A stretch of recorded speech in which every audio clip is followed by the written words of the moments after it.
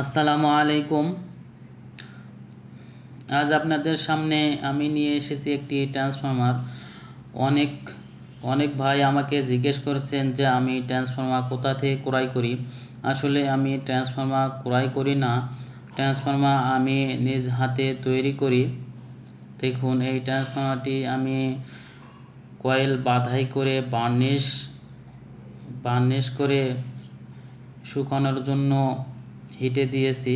দেখুন, আমি এই ট্রান্সফরমারটি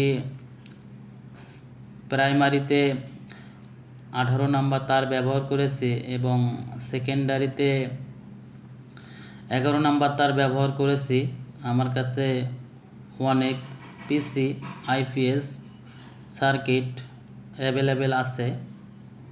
দেখুন, আমরা অরিজিনাল কপার তার ট্রান্সফরমারে ব্যবহার করি।